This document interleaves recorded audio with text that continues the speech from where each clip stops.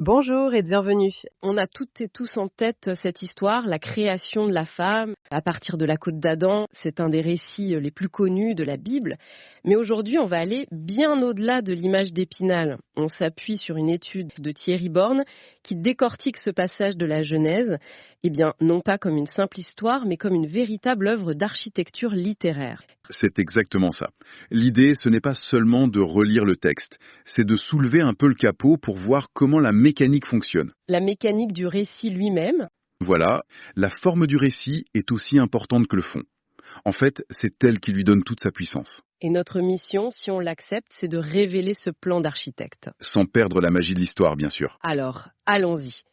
Tout commence par une phrase qui détonne, c'est Dieu qui parle, et il dit « Il n'est pas bon que l'humain soit seul ». Mhm. C'est fou, parce que dans le premier récit de la création, tout ce que Dieu faisait était bon, et même très bon. Là, pour la première fois, il y a un problème, un pas bon. C'est un véritable tournant. Et l'étude propose de voir cette phrase comme un diagnostic médical. Un diagnostic ? Oui, Dieu n'est pas en train de dire que l'humain est triste ou qu'il se sent seul. C'est plus objectif, plus clinique que ça. Il pose un diagnostic. La condition de l'humain seul est pathologique. Elle est fondamentalement incomplète. D'ailleurs, le texte hébreu dit littéralement qu'il est pour lui seul, comme enfermé dans son unicité. D'accord, un diagnostic. Et qui dit diagnostic, dit prescription, j'imagine. C'est la suite logique. Dieu dit « Il faut que je lui fasse une aide qui lui soit assortie ». Ça ne veut pas juste dire quelqu'un pour lui tenir compagnie, c'est plus profond. Absolument. Le terme suggère une correspondance, une complémentarité, presque un alter ego. Ce n'est pas une simple aide fonctionnelle, c'est une aide existentielle. Donc le cadre est posé, on a un problème, cette solitude pathologique, et une solution envisagée, trouver cette aide parfaitement assortie. Et toute la suite du récit, c'est la quête de ce remède. Alors Dieu se met à modeler tous les animaux à partir de la terre. Oui, et c'est la même matière première que pour l'humain. Ce n'est pas un hasard, hein. Ah oui, donc il y a une sorte de parenté, c'est ça. C'est intentionnel. Le narrateur précise que Dieu les forme avec la même matière et le même verbe d'action que pour l'humain. Il établit une proximité de nature. Puis, il les amène à l'humain pour voir comment il les appellera. Attendez, ça veut dire que Dieu ne sait pas à l'avance ce qui va se passer. Il est en mode expérimentation. C'est exactement ça. Il lui dit en quelque sorte, voilà ce que je te propose, dis-moi si ça te convient. Il lui laisse le dernier mot. Il lui confie la liberté et la responsabilité de juger. L'acte de nommer, dans la Bible, c'est un acte de souveraineté, de discernement. En nommant, l'humain doit évaluer si l'un de ses êtres est l'aide qu'il attend. Il se met au travail. D'ailleurs, l'étude de Born pointe une subtilité fascinante. Apparemment, Dieu avait créé deux catégories d'animaux, les bêtes sauvages et les oiseaux du ciel. Mais l'humain, en les nommant, en crée une troisième, le bétail. Oui, il ne se contente pas d'étiqueter, il réfléchit, il organise, il distingue les animaux qui peuvent être domestiqués, qui peuvent constituer une aide matérielle, de ceux qui resteront sauvages. Il fait preuve d'une intelligence active, il participe vraiment au processus. Mais malgré cette aide matérielle potentielle, le verdict tombe, et il est sans appel. Pour un humain, il ne trouva pas l'aide qui lui fut assortie. C'est un échec. C'est un échec. La première tentative de Dieu a échoué. Et c'est un point crucial sur l'image de Dieu dans ce texte. On est très loin du Dieu omniscient qui déroule un plan parfait. C'est un Dieu qui procède par essai-erreur, qui attend la validation de sa créature. L'avenir n'est pas écrit d'avance. La parole de l'humain est décisive. Donc, face à cet échec, changement total de stratégie, on passe à ce que l'étude appelle une opération chirurgicale. Le texte est une précision clinique, alors Yahvé, Dieu, fit tomber une torpeur sur l'humain, qui s'endormit, il prit une de ses côtes et referma la chair à sa place. On se croirait dans un bloc opératoire. C'est tout à fait ça. On a l'anesthésie générale, l'intervention, la suture. Le Dieu médecin du diagnostic devient un Dieu chirurgien. Et c'est là qu'intervient la fameuse côte. Alors, il faut savoir que le mot hébreu, tsela, est ambigu. Ah oui ? Il peut signifier la côte, mais aussi le côté d'un bâtiment ou le flanc d'une montagne. D'accord. Mais est-ce que ça change vraiment quelque chose, au fond, de savoir si c'est une petite côte ou tout un côté ? L'auteur de l'étude pense que ce n'est pas le plus important. Qu'il s'agisse d'une côte ou d'un côté, l'essentiel c'est que l'humain est désormais structurellement incomplet. On lui a retiré quelque chose de lui-même. Et c'est ce manque, cette béance en lui, qui va devenir le moteur de son désir, le désir de retrouver une unité. D'accord, je vois. Et donc, avec cette partie prélevée, Dieu bâtit une femme. Le verbe utilisé bâtir est fort. Très fort. On ne modèle plus avec de la terre, on construit comme une maison. Et la matière première change radicalement. Ce n'est plus la terre extérieure à l'humain, mais une partie de l'humain lui-même. Le changement de paradigme est total.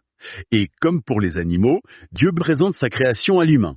La réaction, cette fois, est immédiate. Il s'écrit « Pour le coup, c'est l'os de mes os et la chair de ma chair ». Ah, donc ce pour le coup n'est pas juste une expression, c'est une référence directe à l'échec d'avant. C'est comme s'il disait la première fois ça n'a pas marché, mais là pour le coup c'est la bonne. C'est ça. C'est un cri de reconnaissance. Il reconnaît en elle une identité de nature, os de mes os, chair de ma chair, et une origine commune. Et il scelle cette reconnaissance par la nomination. Exactement. Il dit « Celle-ci sera appelée Isha ».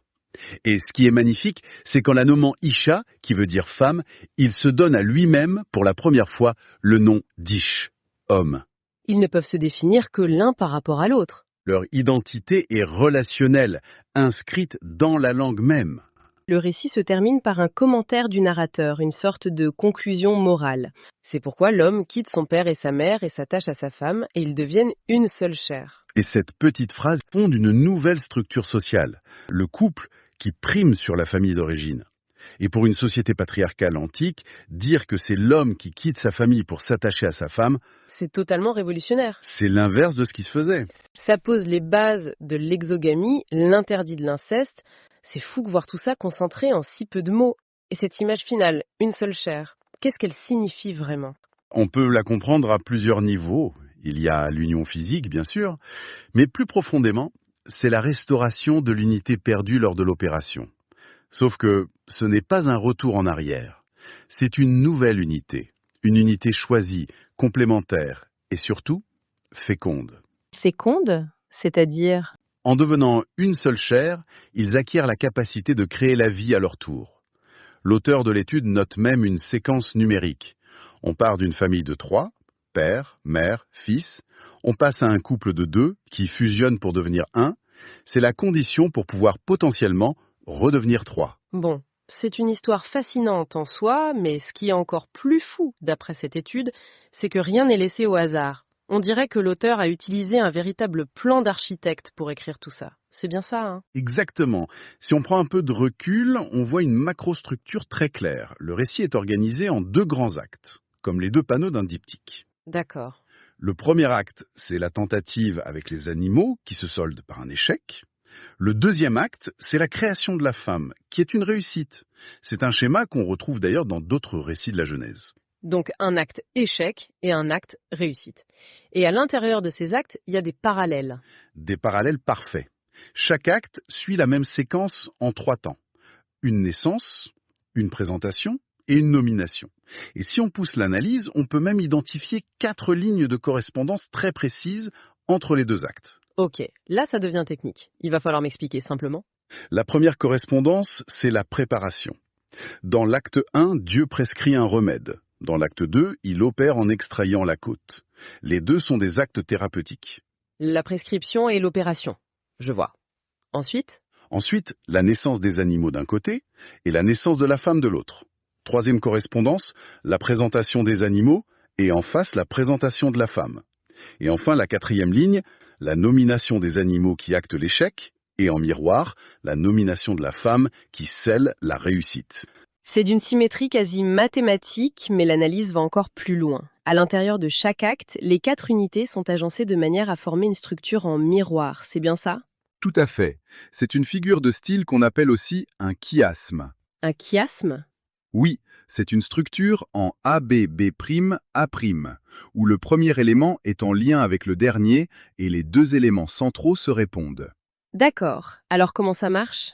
Pour le premier acte, le point A de départ, c'est la prescription divine, il faut que je lui fasse une aide. Le point A' d'arrivée, qui lui répond en miroir, c'est le constat d'échec. Il ne trouva pas l'aide. L'intention posée en A trouve une réponse négative en A', et au centre, en B et B', on a les actions initiées par Dieu, la création des animaux et leur présentation à l'humain. Je vois. Et j'imagine que pour le deuxième acte, c'est la même chose. Exactement la même logique. Le point A, c'est l'extraction de la côte, l'acte chirurgical. Son miroir parfait en A', c'est la parole de l'humain, os de mes os, chair de ma chair, qui fait directement référence à la partie qui a été prélevée. L'acte posé en A trouve sa résolution positive en A'. Et au centre, en B et B', on retrouve la naissance et la présentation de la femme. D'accord, donc si je comprends bien, nous retrouvons exactement la même structure que dans les deux récits précédents, avec une introduction et une conclusion qui encadrent un récit en deux actes de 4 unités chacun. C'est ça. Et comme dans les deux premiers récits, les 4 unités de chaque acte sont agencées de manière à former entre elles un chiasme. Tout à fait. Mais la question que je me pose et que celles et ceux qui nous écoutent se posent sans doute, c'est comment être sûr que ce n'est pas une surinterprétation, que les auteurs de l'époque pensaient vraiment de manière aussi complexe? Est-ce qu'on n'est pas en train de voir des motifs qui n'existent pas? C'est la question essentielle. Et la réponse est que ce type de construction littéraire, symétrique, était en fait très courant dans toute la littérature du Proche-Orient ancien. À une époque où la transmission était surtout orale, ces structures, ces effets d'écho et de miroir, ce n'était pas juste un effet de style, c'était un outil mnémotechnique très puissant. Pour aider à mémoriser? Voilà, pour aider à mémoriser les récits, et c'était aussi une manière de garantir la cohérence et la profondeur du texte. D'accord. Alors si on accepte que cette architecture cachée est bien réelle et intentionnelle, pourquoi construire l'histoire de cette façon? Qu'est-ce que ça nous apprend sur le message de fond? L'étude en tire 4 leçons majeures. La première, on l'a déjà un peu évoquée, c'est l'image de Dieu. Cette structure en 2 temps, avec un échec et une réussite, nous montre un Dieu qui n'est pas un marionnettiste omniscient. C'est un Dieu qui cherche, qui s'engage dans un processus créatif incertain, qui s'adapte. Ça le rend beaucoup moins distant, plus impliqué. Ce qui m'amène à la deuxième leçon, qui concerne l'humain. Si Dieu tâtonne, ça laisse une place énorme à la liberté et à la responsabilité humaine. En fait, Dieu a besoin de la parole de l'humain pour que sa création soit achevée. C'est l'humain qui valide ou invalide la proposition divine. C'est un peu Dieu propose, mais l'humain dispose. C'est une co-création. Et la troisième réflexion porte sur le sens même de l'existence humaine. Tout le récit nous montre un cheminement, celui qui mène de la stérilité à la fécondité. Seul, l'humain est dans une impasse. La formation du couple, cette seule chair, n'est pas le but final. C'est le moyen qui permet de transmettre la vie, de devenir à son tour créateur. Et ça nous conduit logiquement à la 4e et dernière conclusion d'analyse, l'autonomie. Une fois que le couple est formé, qu'il est capable de se perpétuer, Dieu semble se retirer de la scène. Le narrateur ne mentionne plus son intervention. Sa mission est terminée. Exactement. C'est comme un parent qui, après avoir tout appris à son enfant, le laisse vivre sa propre vie. La finalité de la création de Dieu ne serait donc pas de maintenir sa créature dans la dépendance, mais de la rendre autonome. Le texte suggère que l'humain ne devient pleinement lui-même, un être libre et créateur, qu'après avoir fait l'expérience du manque, puis de la rencontre avec un autre qui le complète, et l'ouvre à autre chose que lui-même. En résumé, si je comprends bien, toute cette architecture complexe sert à mettre en lumière une idée simple, mais fondamentale. La condition humaine est animée par la dialectique, du manque et de l'altérité.